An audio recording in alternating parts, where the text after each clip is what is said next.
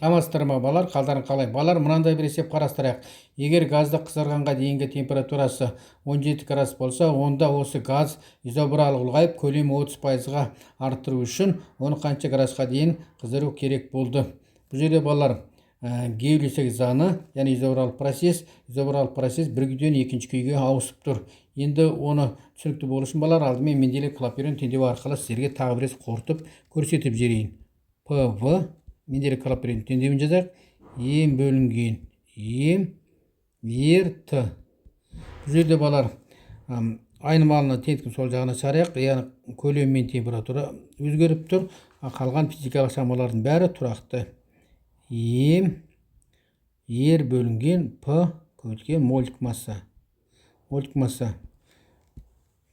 Теңдіктің ол жағында бір күйден екінші күйге өткенде бәрі тұрақты болады.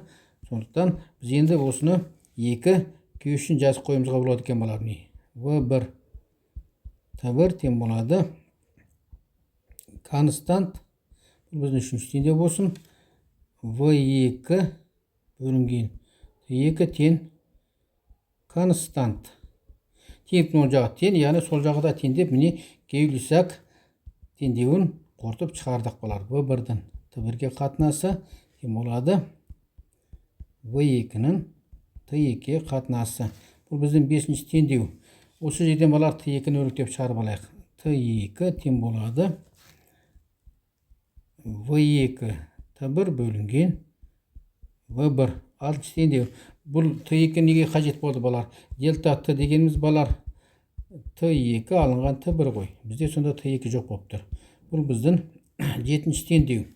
Енді 6-ны 7-ге қойып жазайық балар.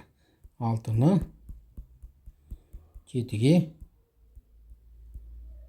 қоямыз. Сонымен дельта Т, Т2-міз В2 Т1 бөлінген В1 алынған Т1. Ортақ бөлім келтіріп жіберейік балар. Сонда В1 В2 Т1 алынған Т1 көбейтілген В1 болды. Енді бұл жерде Т1-ді жақсынан сыртына шығарып жіберейік. В1 Т1 В2 алынған В1. Бұл біздің сегізінші теңдеу болды. Ары қарай жазайық балар. Дельта Т тең болады Т1. В2-міз балар 30% өсті, яғни 1,13 В1-ге тең. 1,13 коэффициент түрінде жазсақ В1 алу В1 бөлінген В1 тең болады Т1 көбейтілген 0,13 В1 бөлінген В1 болды. Міне белгісінен де құтылдық балар. В1-дан В2-ден бәрінен құтылдық. Сонда бізде қалды 0,13 Т1 қалды. Осымен аян біріктіріп бір жазып жіберейік балар. Дельта Т тең болады 0,13 Т1. Бұл біздің 9-ші теңдеу, біздің 10-ші теңдеу болды.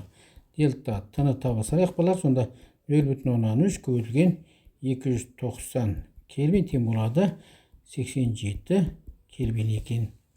Сонымен балар 87 Кельвинге артыпты. 87 Кельвинге, яғни көлемі 30% артқан кезде. Жауабы деп жазып қояйық. Бұл балар изобаралық процесс. Осымен балар сабағымыз аяқталды. Қош сау болыңыздар.